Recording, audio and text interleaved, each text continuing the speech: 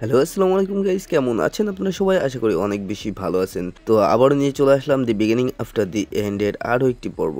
তো চলেন ভিডিওটি শুরু করা যাক। এপিসোডের প্রথমেই আমরা আর্থারকে শুয়ে থাকতে দেখতে পাই। সিলভিয়া তার সঙ্গে না আসায় তার অনেক বেশি মন খারাপ ছিল, কারণ সে জানে সিলভিয়া হয়তো এখন মারা পড়বে। এরপর আমরা কিছুক্ষণ পরের দৃশ্য দেখতে পাই, আর্থার এখনো শুয়ে ছিল। আর্থারের থেকে আমরা জানতে পারি সিলভিয়া আর্থারকে তার নিজের রক্তই মনে করত।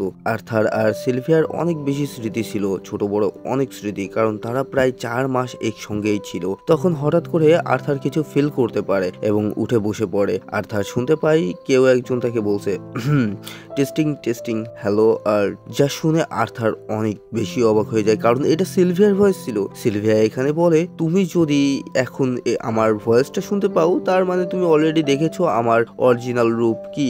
আর্থার তখন বুঝতে পারে সিলভিয়া যখন তার ঠোঁট দিয়ে আর্থারকে হালকা ধাক্কা দিয়েছিল, তখনই হয়তো সিলভিয়া আর্থারের জন্য এই মেসেজটি দিয়ে গিয়েছিল। সিলভিয়া মেসেজে বলে, যাই হোক, হতাশাজনক মনে হলেও এখন সম্পূর্ণ সত্যটা জানার জন্য তুমি রেডি নও। তোমার বডি মাত্র 4 বছরের একটা বাচ্চার, আর তোমার মানাকোর অলরেডি ডার্ক অরেঞ্জ স্টেজে পৌঁছালেও তুমি এখনো যথেষ্ট শক্তিশালী নও। বিদায়ের ছোট্ট গিফট হিসেবে আমি তোমাকে আমার ইউনিক মানা দিয়েছি। একজন ম্যাগ হিসেবে তোমার ভবিষ্যৎ বিকাশ নির্ভর করবে তুমি আমার গিফটটা কত ভালোভাবে ইউজ করতে পারো তার উপরে। আর্থার তখন মনে মনে বলে, এই গিফট কে চেয়েছিল? আমি তো বরং চাই। আর তখন আর্থারকে থামিয়ে দিয়ে সিলভিয়া আবারও বলে, ও আর্ট, আমি ইমাজিন করতে পারছি তুমি এখন কেমন ফিল করছো।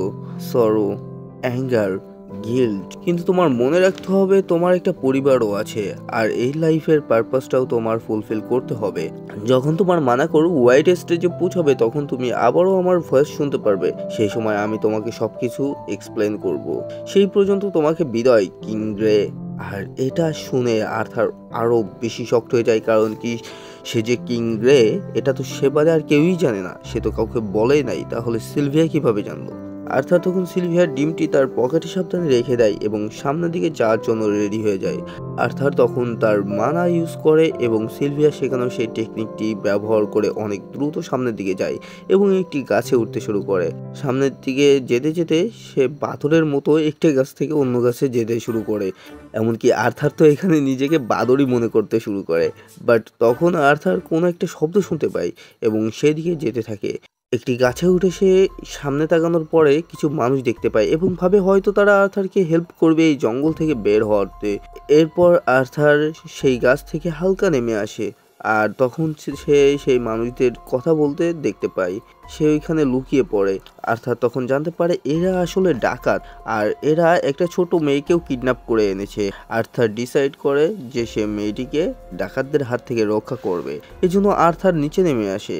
এরপর সে ছোট্ট একটি পাথর নেয় এবং একটি গাছে মারে ওদেরকে ডিস্ট্র্যাক্ট করার জন্য, এবং নিচের মানা ইউজ করে তার হাতটাকে একটা ধারালো উইপেনে পরিণত করে। আর খুব দ্রুত নিচে নেমে এসে সে এক এক করে ডাকাত মেম্বারদের মারতে থাকে। আর্থার খুব সাবধানে একদম সাইলেন্টলি এখানে সবাইকে এক এক করে শেষ করে দেয় এবং লাস্টে একটা ম্যাগ, যে কিনা এই ডাকাতদেরই লিডার ছিল, সে সব কিছু বুঝতে পারে এবং আর্থার তার সামনে চলে আসে এবং তার ম্যাজিক ইউজ করে সে আর্থারের উপরে অ্যাটাক করে দেয়। বাট আর্থার তখন কোনো রকম ভাবে সেই অ্যাটাকটা ডজ করে। ম্যাগ আবারও তার পাওয়ার ইউজ করে আর্থারকে অ্যাটাক করতে যায়, বাট আর্থার তখন ম্যাগের মুখে একটা পাথর মেরে তাকে ডিস্ট্র্যাক্ট করে এবং তার ছোট ছুরিটার সাথে ম্যাজিক্যাল রোপ ইউজ করে তার উপরে অ্যাটাক করে দেয়। বাট ম্যাগ খুব সহজেই এটা ধরে ফেলে এবং অনেক ফাস্ট আর্থারের কাছে এসে আর্থারকে একটা কিক মেরে দেয়, ফলে আর্থার অনেকটা দূরে গিয়ে পড়ে। এরপর ম্যাগটি আর্থারের কাছে এসে আর্থারকে তার পা ধরে উঁচু করে বলে, তুমি তোমার এই ছোট বডি দিয়ে কিছুই করতে পারবে না।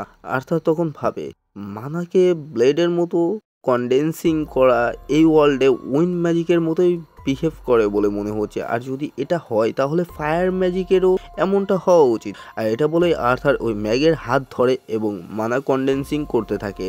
ম্যাগ এটিকে সিরিয়াসলি না নিলেও একটি পরে আমরা দেখতে পাই ম্যাগের হাতে একটা ব্লাস্টই হয়ে যায়, আর এটার ফলে ম্যাগের হাত অর্ধেক পুড়ে যায়।